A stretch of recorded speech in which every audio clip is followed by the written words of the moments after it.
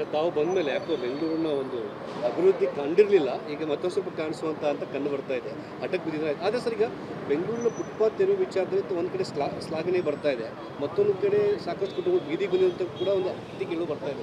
Sir ಯಾವ ರೀತಿ ನೋಡ್ತಾ ಇದ್ರು ಸರ್?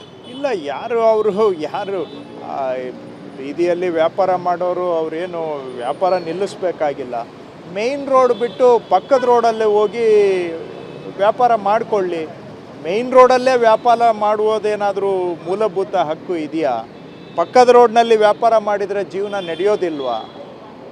ಮೇಯ್ನ್ ರೋಡುಗಳಲ್ಲಿ ವ್ಯಾಪಾರ ಅಲ್ಲೇ ಈಗ ಸುಮಾರು ಜನ ಬಿಲ್ಡಿಂಗ್ಗಳು ಅವರು ಕೂಡ ಕಟ್ಕೊಂಡಿದ್ದಾರೆ, ಎಕ್ಸ್ಟೆನ್ಷನ್ ಮಾಡಿಕೊಂಡು ಮುಂದೆ ಶೆಡ್ಗಳು ಹಾಕ್ಕೊಂಡಿದ್ದಾರೆ, ಅದನ್ನು ತೆರವು ಮಾಡ್ತಾ ಇದ್ದೇವೆ. ಕೆಲವರು ಫುಟ್ಪಾತ್ ಮೇಲೆ ಪಾರ್ಕಿಂಗ್ ಮಾಡ್ತಾ ಇದ್ದಾರೆ, ಅದನ್ನು ತೆರವು ಮಾಡೋದಕ್ಕೆ ಹೇಳಿದ್ದೇನೆ. ಇನ್ನು ಕೆಲವರು ಅಂಗಡಿಗಳಿದ್ದಾವೆ, ಅಂಗಡಿಗಳ ಮುಂದ್ಗಡೆ ಎಕ್ಸ್ಟೆನ್ಷನ್ ಮಾಡ್ಕೊಂಡು ಬಂದಿದ್ದಾರೆ, ಅದನ್ನು ತೆರವು ಮಾಡ್ತಾ ಇದ್ದೇವೆ.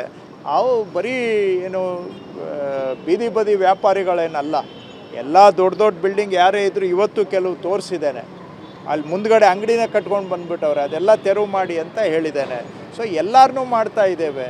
ನಾವು ಮಾಡ್ತಾ ಇರೋದು 20% ರೋಡಲ್ಲೂ ಮಾಡ್ತಾ ಇಲ್ಲ. ಇನ್ನು 80% ರೋಡ್ ಇದೆಯಲ್ಲ ವ್ಯಾಪಾರ ಮಾಡೋದಕ್ಕೆ. ಯಾಕೆ ಮಾಡೋದಕ್ಕೆ ಏನು ತೊಂದರೆ? 80% ರೋಡು ಫ್ರೀ ಬಿಟ್ಟಿದ್ದೀವಲ್ಲ ವ್ಯಾಪಾರ ಮಾಡ್ಕೊಳ್ಳೋಕ್ಕೆ. ಏನು ಸಮಸ್ಯೆ ಅಂತ ನನಗೆ ಅರ್ಥ ಆಗ್ತಾ ಇಲ್ಲ.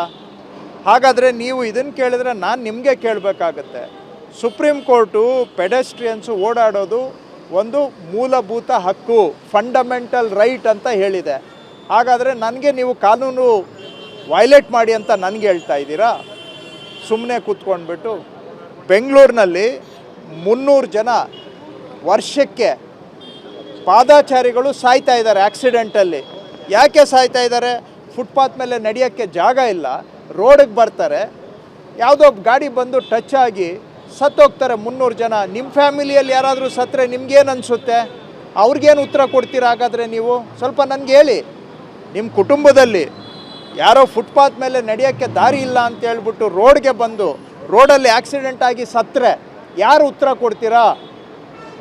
ಅದಕ್ಕೆ ಸುಪ್ರೀಂ ಕೋರ್ಟ್ ಹೇಳಿರೋದು ಪಾದಾಚಾರಿ ಮಾರ್ಗವನ್ನು ಸುರಕ್ಷಿತವಾಗಿರುವಂತೆ ಸರ್ಕಾರ ನೋಡ್ಕೋಬೇಕು ಅಂತ. 300 ಜನ ಸತ್ತೋಗ್ತಾರೆ, ಸಾವಿರಾರು ಜನ ಪ್ರತಿ ವರ್ಷ ಕೈ ಕಾಲು ಮುರ್ಕೋತಾ ಇದ್ದಾರೆ. ಇನ್ನು ಕೆಲವರು ಪರ್ಮನೆಂಟಾಗಿ ಹಾಸಿಗೆ ಹಿಡಿತಾ ಇದ್ದಾರೆ, ಕೆಲವರು ತಲೆಗೆ ಪೆಟ್ಟಾಗಿ ಅವರು ಬುದ್ಧಿಯನ್ನು ಕೂಡ ಕಳ್ಕೊಂಡು ಒಳ್ಳೆ ಹಾಸಿಗೆಯಿಂದ ಎದ್ದು ಬರೋಕ್ಕಾಗದೆ ಪರಿಸ್ಥಿತಿಯಲ್ಲೂ ಕೂಡ ಇದ್ದಾರೆ. ಅವ್ರ ಬಗ್ಗೆ ಏನು ಹೇಳ್ತೀರಾ ನೀವು? ಹಾಗಾದರೆ ಸತ್ರೂ ಪರವಾಗಿಲ್ವಾ? ಹಾಗಾದರೆ ಜನ ಕೈ ಕಾಲು ಕಳ್ಕೊಂಡ್ರೂ ಪರವಾಗಿಲ್ವಾ? ಎಲ್ಲ ಯೋಚನೆ ಮಾಡಿ ಬೇಕಾದಷ್ಟು ಯಾರು ಜೀವನ ಕಳ್ಕೊಳ್ಳೋವಂಥದ್ದು ಏನಿಲ್ಲ. ಮೇಯ್ನ್ ರೋಡ್ ಬಿಟ್ಟು ಬೇರೆ ಕಡೆ ನೀವು ಜೀವನ ರೂಪಿಸ್ಕೊಳ್ಳಿ. ನಾವು ಬಡವರು ಜೀವನ ಮಾಡಬೇಕು ಅಂತ ಬಯಸೋರೆ ನಾವು ಕೂಡ, ಅವರು ಬದುಕಲಿ.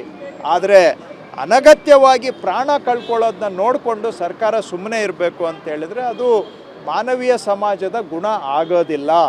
ಮಾನವೀಯತೆ ಅಂದರೆ ಮೊದಲು ಪ್ರಾಣ ಉಳಿಸ್ಬೇಕು, ಆಕ್ಸಿಡೆಂಟ್ಗಳು ಕಮ್ಮಿ ಮಾಡಬೇಕು. ಜನ ಫುಟ್ಪಾತ್ ಮೇಲೆ ಓಡಾಡೋದಕ್ಕೆ ಅದನ್ನು ನೀವು ಜನ ಓಡಾಡೋದಕ್ಕೆ ಅವಕಾಶ ಮಾಡಿಕೊಟ್ಟು ನೀವು ವ್ಯಾಪಾರ ಮಾಡ್ಕೊಳ್ಳಿ ಅಂತ ನಾನು ಮನವಿ ಮಾಡ್ತಾ ಇದ್ದೇನೆ.